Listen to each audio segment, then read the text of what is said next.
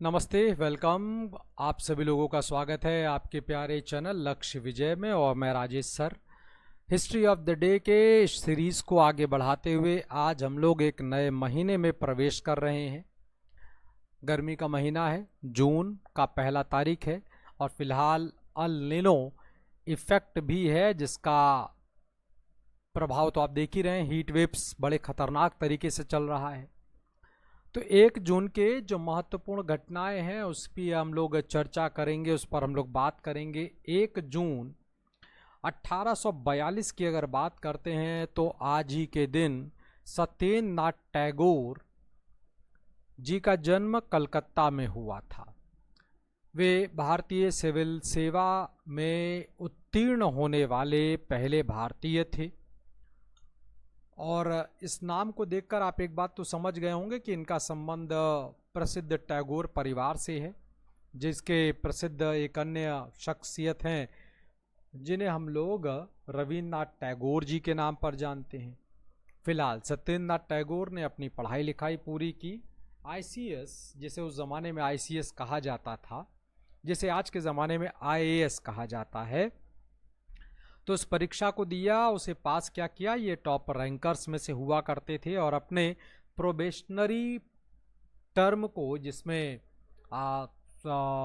नए रिक्रूट लोगों को ट्रेनिंग दिया जाता है, तो अपने प्रोबेशनरी टाइम को पूरा करने के बाद 1864 में उनको आईसीएस अधिकारी के तौर पर नियुक्त कर दिया गया। और इनका जो नियुक्ति रहा, इनका जो कार्य क्षेत्र रहा एक प्रशासनिक अधिकारी के तौर पर, वो बॉम्बे प्रेसिडेंसी रहा। सत्येंद्रनाथ टैगोर, जैसे मैंने आपसे कहा, मशहूर टैगोर परिवार से ताल्लुक़ रखते हैं। और टैगोर परिवार का जब नाम लेते हैं तो एक नाम सबसे तेज़ी से उभर कर दिमाग में आता है, जिन्हें भारत के इतिहास में गुरुदेव के नाम पर जाना जाता है। गुरुदेव यानी कि रविन्द्रनाथ टैगोर। तो सत्येंद्रनाथ टैगोर जी गुरुदेव रविन्द्रनाथ टैगोर के बड़े भाई थे और एक प्रशासनिक अधिकारी होने के साथ साथ दोनों भाई ही अच्छे लेखक रहे हैं। दोनों लोगों ने काफ़ी कुछ लेखन के कार्य किए हैं। साथ ही साथ दोनों लोग समाज सुधारक के तौर पर भी जाने जाते हैं। दोनों लोग अच्छे भाषाविद हैं। संस्कृत, बंगाली, अंग्रेजी, ऐसी कई भाषाओं पर इन लोगों का अपना एक अच्छा पकड़, एक अच्छा कंट्रोल है। एक प्रशासनिक अधिकारी होने के साथ साथ सत्येंद्रनाथ टैगोर एक समाज सुधारक के तौर पर भी जाने जाते हैं। महिलाओं की स्थिति, विशेषकर कई सारी कुप्रथाएं जैसे बाल विवाह, बहु विवाह, महिलाओं की शिक्षा को लेकर इन्होंने अपना एक अधिकारी होने के साथ साथ इन्होंने अपना आवाज़ और जो भी मदद और जो भी कार्य कर सकते थे महिलाओं की स्थिति के सुधार के लिए, उन्होंने जबरदस्त योगदान दिया। 1 जून की एक अन्य घटना की ओर चलते हैं तो एक कंपनी जिसको ईस्ट इंडिया कंपनी के नाम पर जाना जाता है, जिसने करीब करीब 200 से भी ज़्यादा वर्षों तक प्रत्यक्ष तौर पर भारत पर शासन किया है।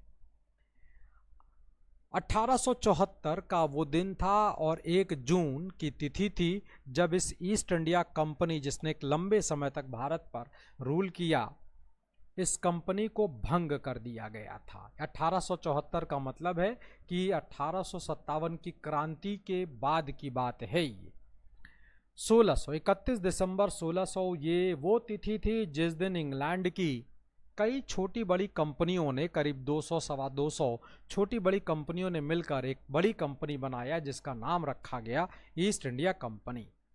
उस समय इंग्लैंड की महारानी, जिनको एलिजाबेथ फर्स्ट कहा जाता है, उनके द्वारा एक चार्टर, जिसे शाही फरमान हिंदी में कहा जाएगा, उसके द्वारा इस कंपनी को पंजीकृत कर दिया गया।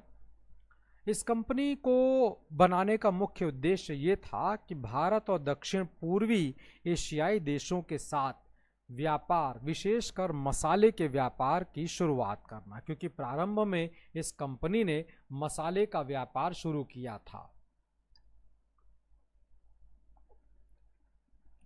अच्छा, इससे पहले, ईस्ट इंडिया कंपनी से पहले की अगर बात करेंगे तो पुर्तगाल और स्पेन जैसे देश भारत के साथ व्यापार कर रहे थे। कंपनी यानी ईस्ट इंडिया कंपनी भारत में आती है, सूरत से अपने व्यापार की शुरुआत करती है मसाले के साथ साथ आगे चलकर। इस कंपनी ने कपास, रेशम, चाय, नील, कोयला, लकड़ी और अफीम के व्यापार की भी शुरुआत किया। समय के साथ और भारत की राजनीतिक हालात के साथ बदलते परिवेश में इस कंपनी ने भारत के राजनीतिक गतिविधियों में भी हस्तक्षेप करना शुरू कर दिया, जिसके तहत बंगाल, मद्रास, मैसूर, मराठा क्षेत्र, रुहेलखंड, बुंदेलखंड, दिल्ली, इन सब पर धीरे धीरे करके अपना अधिकार करना शुरू कर दिया। समय के साथ ये कंपनी राजनीतिक गतिविधियों में हस्तक्षेप करना शुरू कर चुकी है और कंपनी ने लंबे समय तक भारत में ब्रिटिश सरकार के एजेंट के रूप में काम किया। 1857 में कंपनी के कार्यविधियों से परेशान, नाराज भारत की जनता, भारत के जमींदारों, भारत के स्थानीय राजाओं के द्वारा एक विद्रोह किया गया, जिसे रिवोल्ट ऑफ 1857 भी कहा जाता है, जिसके बाद इस कंपनी को आंशिक तौर पर बंद करते हुए प्रशासन का जिम्मेदारी अंग्रेजी सरकार के द्वारा अपने हाथों में ले लिया गया और करीब 1874 तक आते आते इस कंपनी को पूरी तरह समाप्त कर दिया गया। तो 1 जून से जुड़े हुए कुछ महत्वपूर्ण घटनाएं जिनकी चर्चा मैंने आपके साथ किया। उम्मीद करता हूं ये जानकारियां आपको अच्छी लगी होंगी, पसंद आया होगा। वीडियो अगर अच्छा लगा, पसंद आया तो आप वीडियो को शेयर कर दीजिएगा, लाइक कर दीजिएगा, चैनल लक्ष्य विजय को सब्सक्राइब कर दीजिएगा ताकि इस प्रकार के वीडियो आपको डेली बेसिस पर मिलते रहें। और साथ ही साथ मेरा जो लाइव क्लास सुबह 11 बजे इंडियन पॉलिटी के साथ में और शाम 5 बजे इंडियन हिस्ट्री के साथ में होता है, वो भी आपको मिलता रहे। आज का दिन आप सभी लोगों के लिए ढेर सारी शुभकामनाओं के साथ, यानी कि आज का दिन शुभ हो। Have a good day.